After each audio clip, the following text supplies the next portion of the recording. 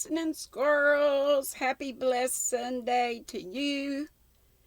Getting ready to wash this mop right after I get off of here. And y'all should see how I have to wash my hair. It's an undertaking. But anyway, we're on chapter 17 of Anne of Windy Poplars. Extract from letter to Gilbert, it says. School closed today. 2 months of Green Gables and dew wet, spicy ferns ankle deep along the brook, and lazy dappling shadows in Lover's Lane, and wild strawberries in Mr. Bell's pasture, and the dark loveliness of firs in the haunted wood. My very soul has wings. Jen Pringle brought me a bouquet of lilies of the valley. That's my favorite flower. And wished me a happy vacation. She's coming down to spend a weekend with me sometime. Talk of miracles. But little Elizabeth is heartbroken. I wanted her for a visit too, but Mrs. Campbell did not deem it advisable. Luckily, I hadn't said anything to Elizabeth about it, so she was spared that disappointment. I believe I'll be Lizzie all the time you're away, Miss Shirley, she told me. I'll feel like Lizzie, anyway. But think of the fun we'll have when I come back, I said. Of course you won't be Lizzie. There's no such person as Lizzie in you. And I'll write you every week, little Elizabeth. Oh, Miss Shirley, will you? I've never had a letter in my life. Won't it be fun? And I'll write you if they'll let me have a stamp. If they don't, you'll know I'm thinking of you just the same.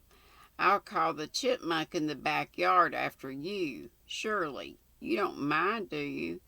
I thought at first of calling it Anne Shirley, but then I thought that mightn't be respectful. And anyway, Anne doesn't sound chipmunky. Besides, it might be a gentleman chipmunk. Chipmunks are such darling things, aren't they? But the woman says they eat the rosebush roots. She would, I said. I asked Catherine Brooke where she was going to spend the summer, and she briefly answered, here. Where do you suppose?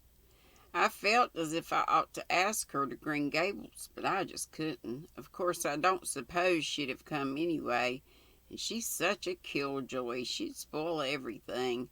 But when I think of her alone in that cheap boarding house all summer, my conscience gives me unpleasant jabs.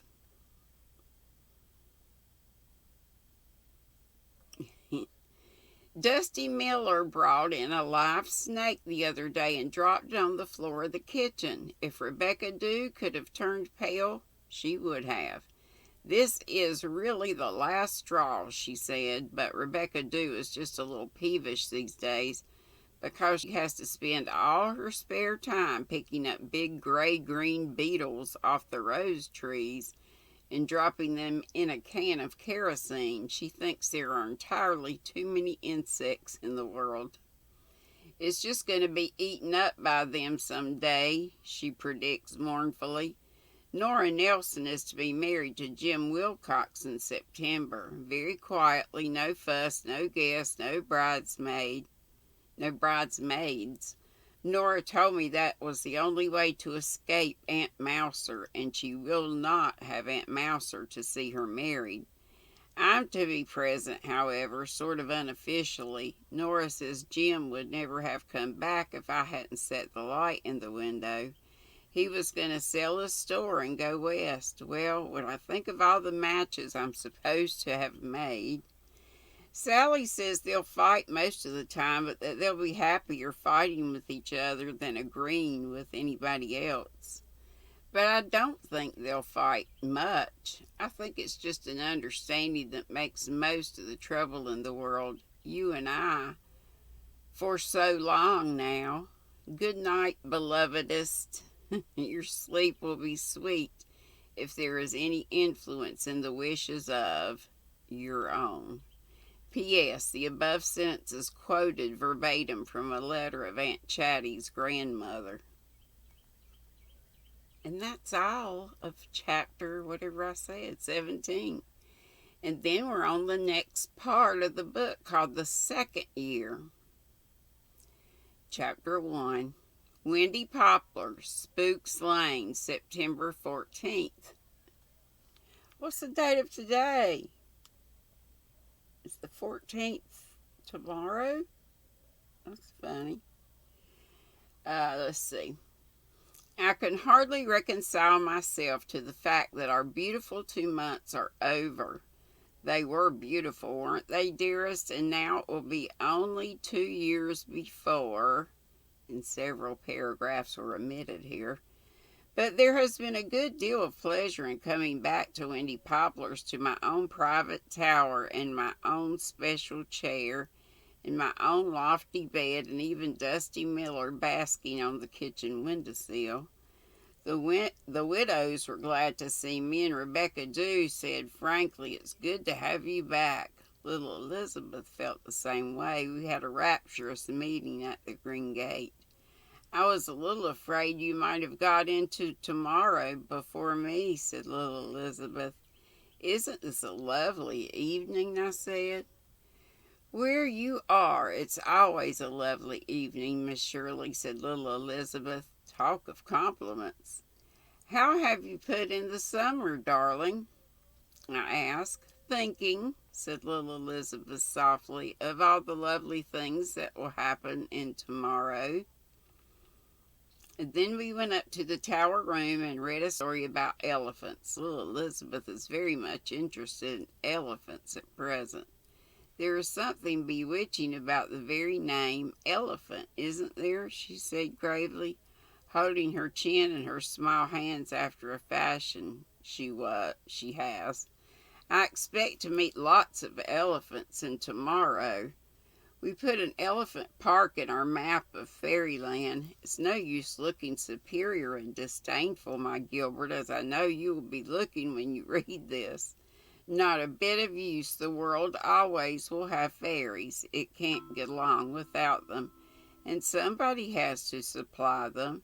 It's rather nice to be back in school, too. Catherine Brooke isn't any more companionable, but my students seem glad to see me, and Jen Pringle wants me to help her make the 10 halos for the angels' heads in a Sunday school concert." Just a second. Time for a wetting of the whistle. It's my very cool circle bottle.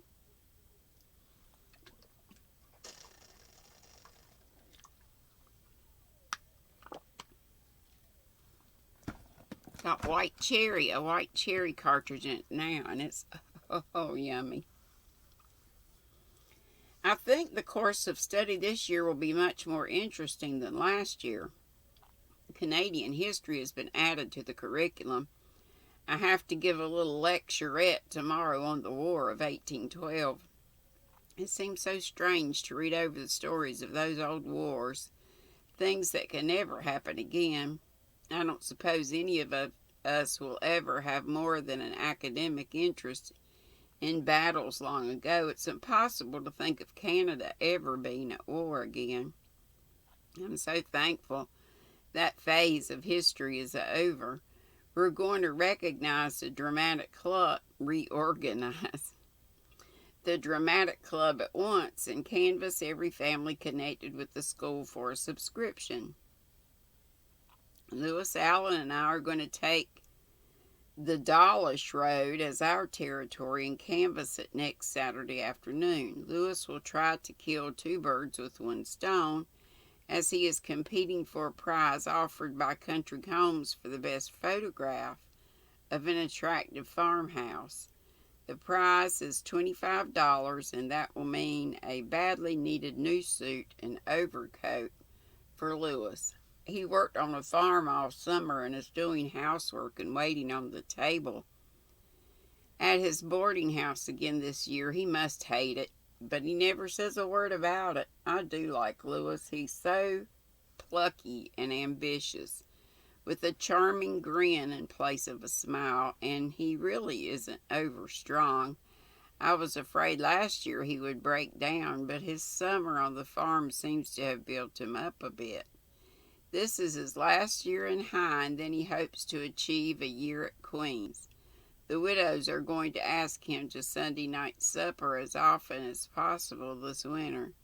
Aunt Kate and I have never had a conference on ways and means, and I persuaded her to let me put up the extras. Of course, we didn't try to persuade Rebecca Dew. I merely asked Aunt Kate in Rebecca's hearing if I could have Lewis Allen in on Sunday nights at least twice a month.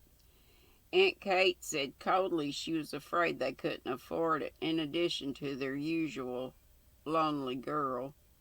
Rebecca Dew uttered a cry of anguish. This is the last straw. Getting so poor we can't afford a bite now and again to a poor, hard-working, sober boy who's trying to get an education. You pay more for liver for that cat, and him ready to bust. Will take $1 off my wages and have him. The gospel, according to Rebecca, was accepted. Lewis Allen is coming, and neither Dusty Miller's liver nor Rebecca Dew's wages will be less. Dear Rebecca Dew, Aunt Chatty crept into my room last night to tell me she wanted to get a beaded cape, but that Aunt Kate thought she was too old for it and her feelings had been hurt. Do you think I am, Miss Shirley? I don't want to be undignified, but I've always wanted a beaded cape so much. I always thought they were what you might call jaunty, and now they're in again. Too old? Of course you're not too old, dearest, I assured her. Nobody's ever too old to wear just what she wants to wear. You wouldn't want to wear it if you were too old. I shall get it and defy Kate, said Aunt Chatty, anything but defiantly, but I think she will, and I think I know how to reconcile Aunt Kate. I'm alone in my tower. Outside there's a still, still night, and the silence is velvety.